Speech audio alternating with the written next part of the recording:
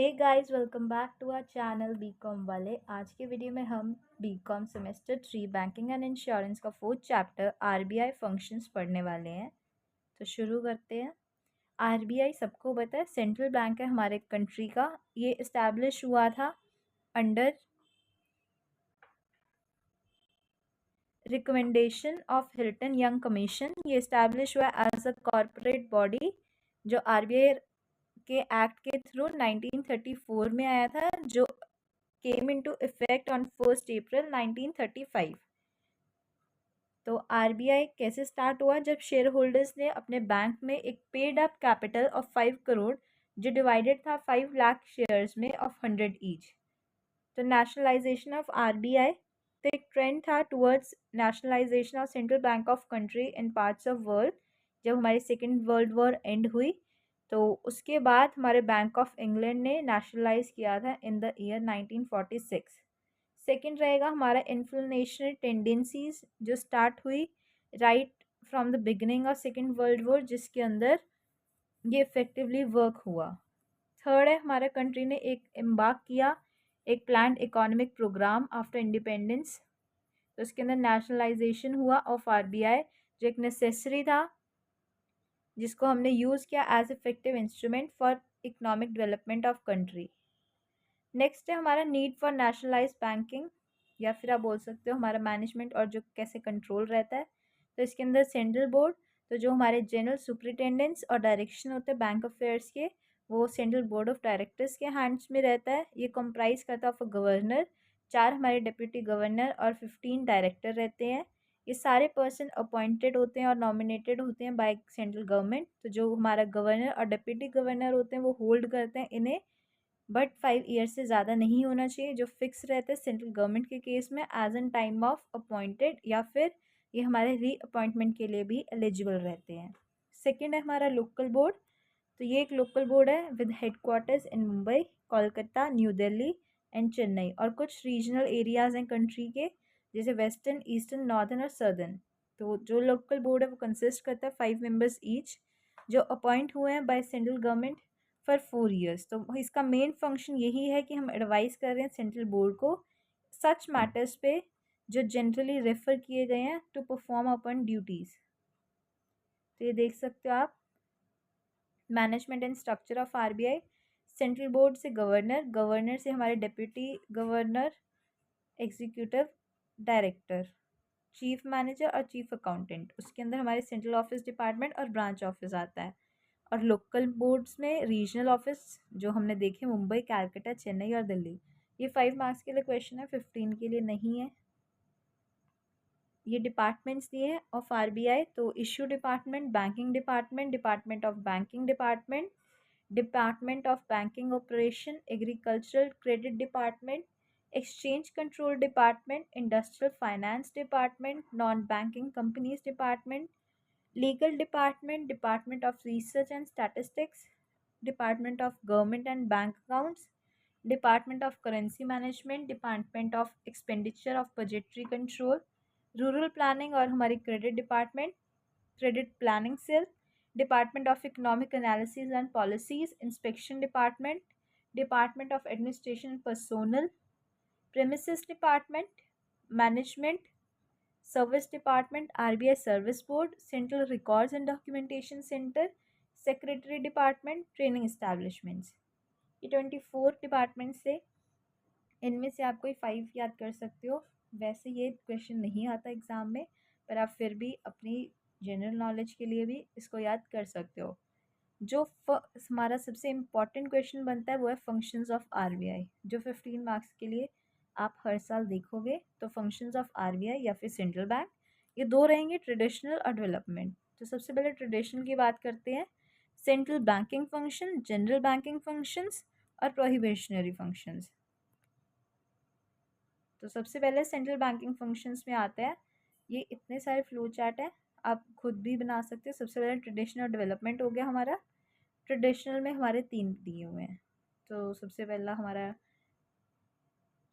Issue of paper currency. तो RBI ने जो राइट है इशू करने की नोट, वो ले ली of all denominations except 1 rupee note जो इशू किया जाता है बाय गवर्नमेंट ऑफ इंडिया।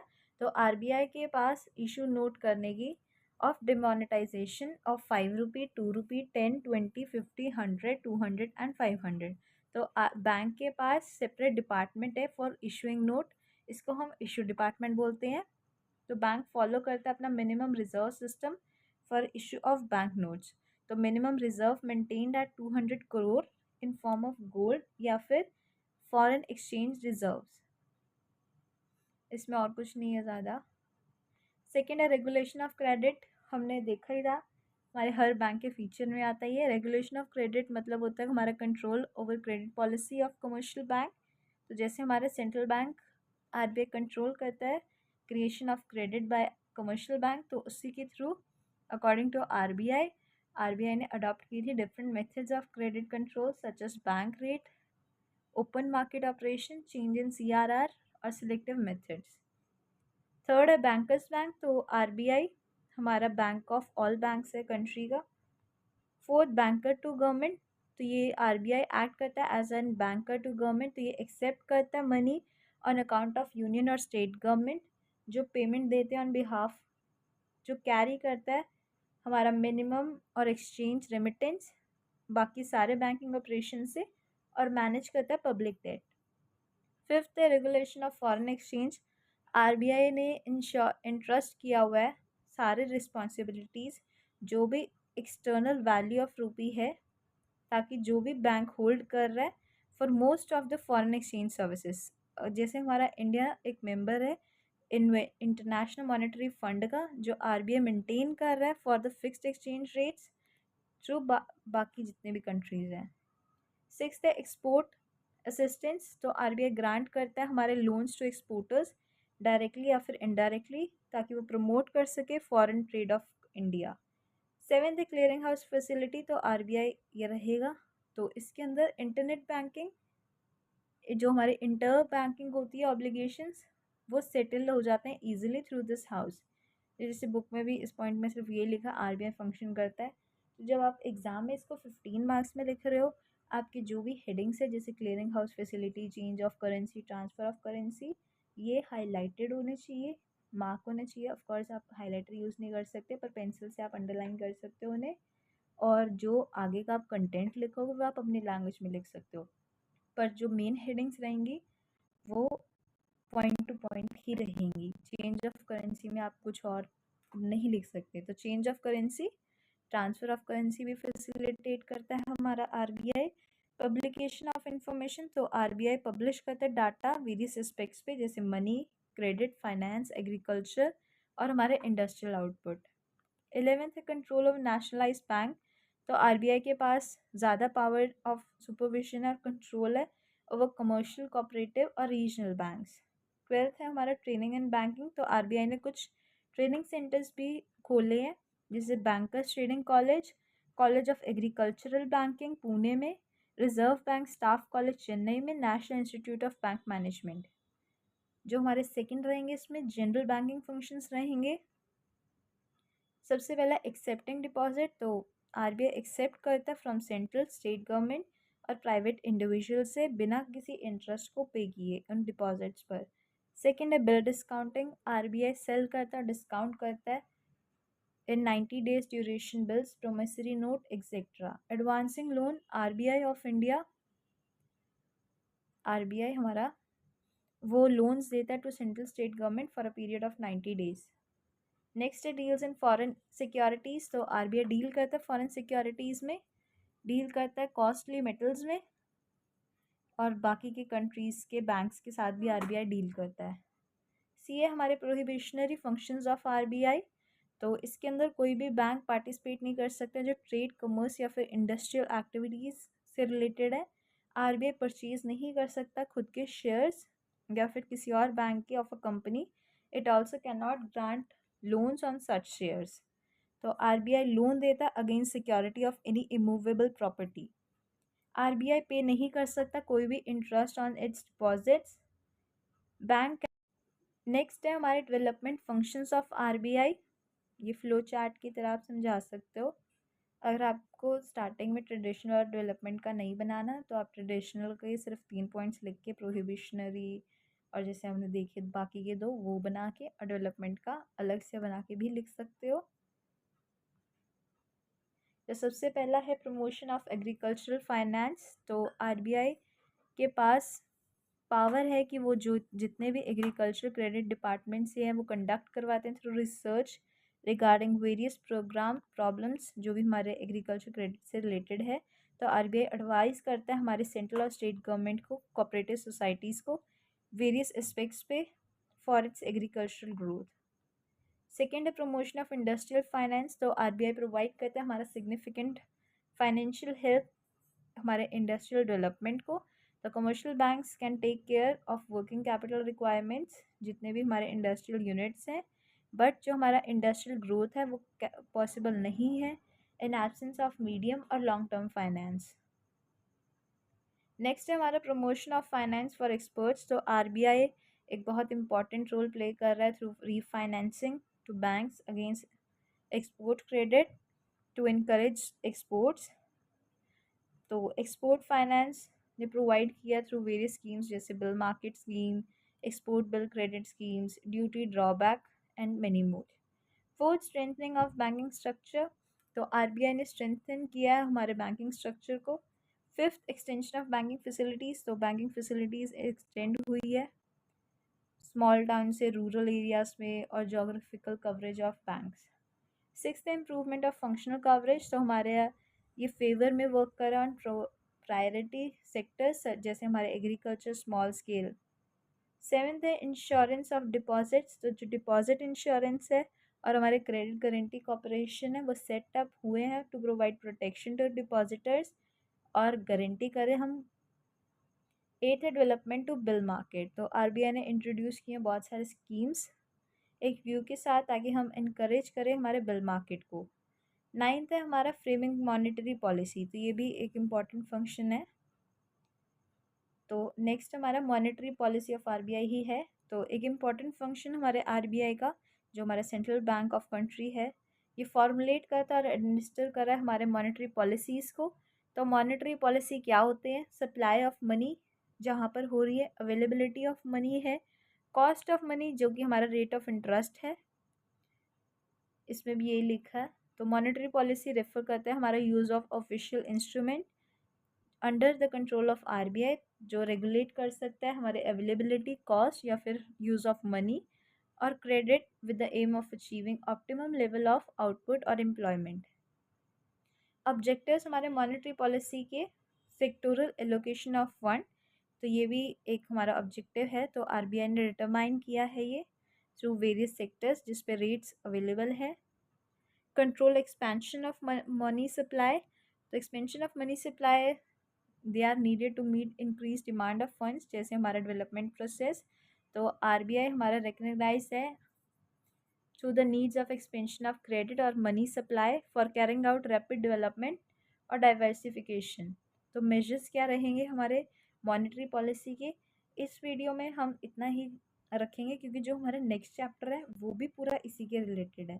तो अगर आपको ये मेजर्स देखने हैं नेक्स्ट में ये बहुत अच्छे से एक्सप्लेन किए हुए हैं, हम इधर ब्रीफ में कर लेते हैं। तो क्वांटिटेटिव मेजर्स, सबसे पहला बैंक रेट। ये वो रेट है जिसपे central bank of a country advance करते हैं अगेंस्ट अप्रूव्ड सिक्योरिटीज़ या फिर rediscounts. Second, open market operation. ये भी हमारा टेक्निक है जो अडॉप्ट किया गया by RBI for quantitative credit control. Variable cash reserve ratio. तो आरबीआई ने कंट्रोल लिया है for cash by changing the cash reserve ratio of commercial bank.